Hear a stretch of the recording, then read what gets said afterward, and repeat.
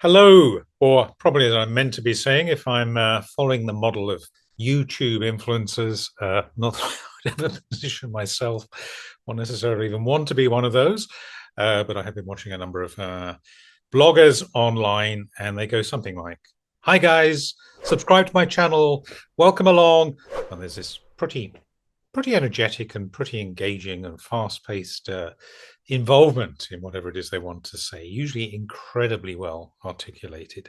I'm afraid my style, as those of you who may watch my videos will know, is a little bit more laid back and just take it or leave it. It comes as it goes. It's more about hopefully offering some content and pondering.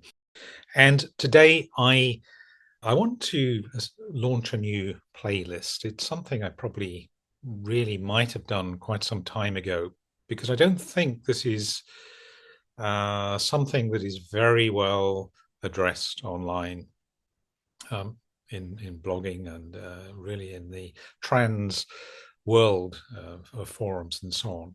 And that is very specifically uh, a focus on what it means to be, as I describe myself, gender fluid or in the middle, flexing around the middle of gender identity. Um, when we talk about trans, at least in the sense of this umbrella of different trans identities, perhaps usually most people would think about identifying with a gender that is different or not, certainly not fully conforming with those genders, I should say, or perhaps individual gender associated with their birth sex. And indeed, of course, that term applies to those who see themselves being essentially embodied in the wrong body and wanting to change their outer appearance and going through transition and so on. Those of us who are gender fluid are probably in quite a minority. Um, and it's something that is a bit of a puzzler to me because, of course, if you are expressing yourself as I am as a client most of the time in a male mode, there's an enormous interest and urgency very often and desire to express and have the female side acknowledged, which I guess is probably why I, like many others, have channels like this, which is very much exploring that aspect. But it's also the case that a lot of the time, I wouldn't want to put percentages on this, and it will change from day to day. I am perfectly comfortable.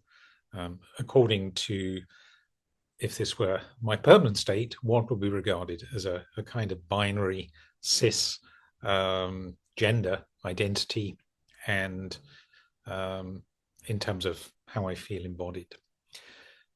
So if we think of this umbrella, this trans umbrella, sometimes I will be standing out in the rain or perhaps beautiful sunshine, depending what the weather's doing. And sometimes I will be firmly underneath this umbrella. And so the term trans, gender fluid, will often appear under this umbrella term. But perhaps the word trans here might be more relevant in being described in its general meaning, this Latin prefix that appears in front of words meaning crossing a boundary or being outside the norm. So, as in, for example, transcending. In that sense, yes, I would identify myself as trans, but perhaps it's only when Anya is having expression that I would describe myself as trans underneath the term we mean when we're talking about gender identity. Anyway, I don't think getting hung up about definitions here is particularly important. It's very much a personal thing anyway. Different people will have different views on it. But I do want to try and explore this whole topic of what it means to flex, sometimes wanting to, as I say, express a feminine appearance and sometimes masculine. And I really don't know what happens right in the middle? Is there such a thing as being right in the middle? Because I don't identify, for example, as being intersex. To my knowledge, I'm not intersex in terms of my physical identity, as androgynous, um, as anything other than this gender fluidity. When I'm expressing my gender, it needs to have some expression usually. And it's important for the way I feel. It's important for being acknowledged and so on. So I do seem to almost hop over this line, this invisible boundary. And maybe we will explore what that means and what might go on at the center if you have an idea of a spectrum. And I think also for me, and I've explored this before, sometimes it's about bringing out different, almost different personalities, different sub-personalities within me. And I can actually at times see myself transcending having a single identity. It's almost as though there are different layers, that different faces almost, that I can present simultaneously.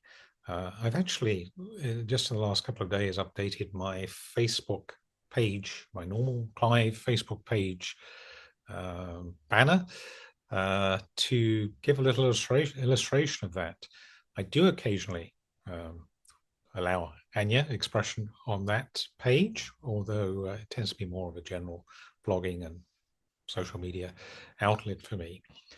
But actually putting together that little image really struck me as, yes, I am expressing lots of different images, lots of different faces, if you like, which are bringing different aspects of personality, different attributes, different characteristics to life and expression, even though they're all essentially me, really.